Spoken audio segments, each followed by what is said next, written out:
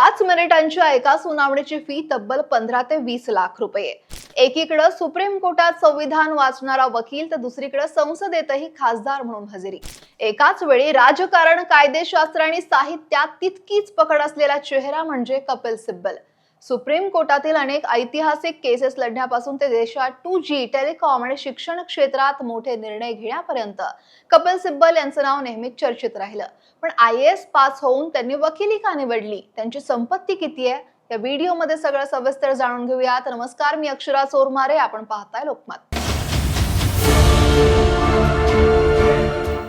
8 August 1948 ला जालंधरमध्ये जन्मलेल्या कपिल सिब्बल यांच्या रक्तातच कायदा होता।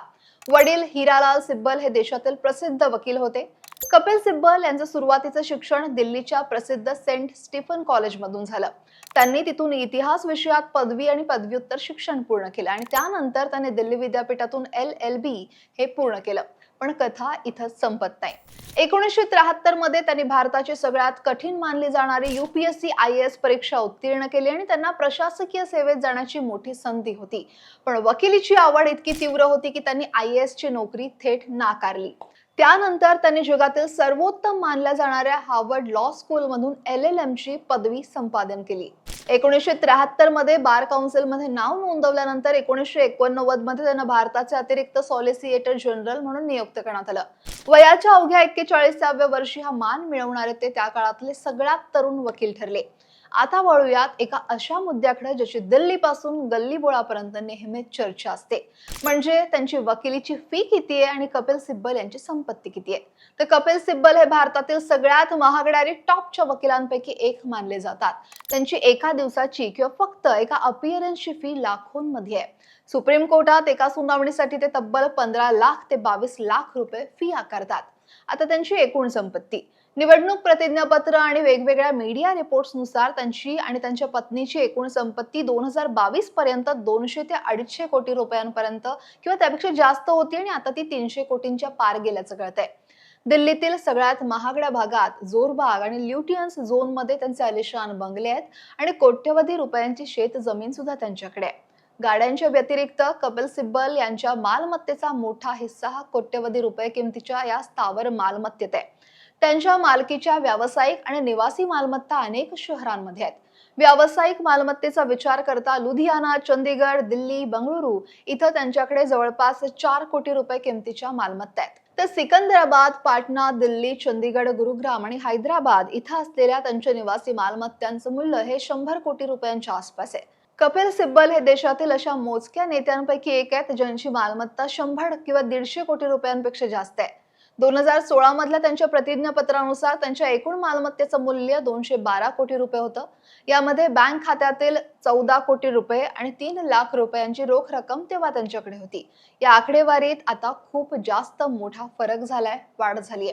आता कपिल सिब्बल यांनी आपली पत्नी आणि इतरांना 164 कोटी 85 लाख रुपयांचं कर्ज दिलंय, आगाऊ रकमा दिल्यात। त्यांच्या मालकीची 5 वाहनं आहेत, त्यात हिरो होंडा मोटरसायकल, बुलेट आणि 2 मर्सिडीज कारचा सुद्धा समावेश आहे।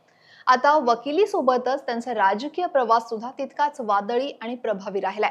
1998 मध्ये त्यांनी काँग्रेसमधून आपल्या राजकीय कारकिर्दीची औपचारिक अशी सुरुवात केली। त्यांनी महत्त्वाची मंत्रिपद भूषवली आहेत। डॉक्टर मनमोहन सिंग यांच्या UPA सरकारमध्ये त्यांनी विज्ञान आणि तंत्रज्ञान, मानव संसाधन विकास, शिक्षण आणि दळणवळण आणि माहिती तंत्रज्ञान IT यांसारखी अत्यंत महत्त्वाची खातीही सांभाळली आहेत। शिक्षण क्षेत्रातील सुधारणा सुद्धा त्यांनी केली आहे। शिक्षण मंत्री असताना इयत्ता 10वी बोर्ड परीक्षा ऐच्छिक करणं आणि CCE continuous and comprehensive evaluation पद्धत लागू करण्यात त्यांनी मोठी भूमिका बजावलेली। त्याच्यानंतर 2G स्पेक्ट्रम घोटाळ्याच्या आरोपांवर त्यांनी दिलेलं झिरो लॉस म्हणजे शून्य नुकसान हे स्पष्टीकरण प्रचंड वादात सापडलेलं, ज्यावरून विरोधकांनी त्यांच्यावर जोरदार टीका सुद्धा केलेली। 2022 मध्ये त्यांनी काँग्रेस सोडण्याचा निर्णय घेतला। काँग्रेस पक्षातील G23 नेत्यांच्या गटात ते सहभागी झालेले, ज्यांनी पक्षात अंतर्गत बदलांची मागणी केलेली आणि अखेर मे 2022 मध्ये त्यांनी काँग्रेसचा राजीनामा दिला आणि समाजवादी पक्षाच्या पाठिंब्याने अपक्ष म्हणून राज्यसभा खासदार झालेत, अजूनही आहेत। कडक कायदेशीर भाषा बोलणारे कपिल सिब्बल आधुनिक संवेदनशील कवी आणि लेखक आहेत, हे फार कमी लोकांना माहिती आहे। त्यांनी अनेक पुस्तकं लिहिली आहेत आणि बॉलिवूडसाठी गाणी सुद्धा लिहिली आहेत। 2016 मध्ये एक सिनेमा आलेला शोरगुल, या हिंदी चित्रपटासाठी त्यांनी गाणी लिहिली होती, ज्याला AR रहमान यांनी संगीत सुद्धा दिलंय. तर कपिल सिब्बल यांनी वकिली आणि राजकारणासोबतच साहित्य क्षेत्रात सुद्धा लेखन केल्याचं पुस्तकांच्या माध्यमातून त्यांच्या समोर येते. शेड्स ऑफ ट्रूथ हे त्यांचं अत्यंत गाजलेलं राजकीय पुस्तक आहे, ज्यात त्यांनी पंतप्रधान नरेंद्र मोदी यांच्या नेतृत्वाखालील भाजप सरकारच्या धोरणांवर, अर्थव्यवस्थेवर आणि सामाजिक स्थितीवर राजकीय आणि विश्लेषणात्मक असं भाष्य केलंय. त्यानंतर माय वर्ल्ड विदिन हा त्यांचा पहिला कविता संग्रह आहे. त्यानंतर आय विटनेस पार्शियल ऑब्झर्वेशन हा त्यांचा दुसरा असा प्रसिद्ध काव्य संग्रह आहे.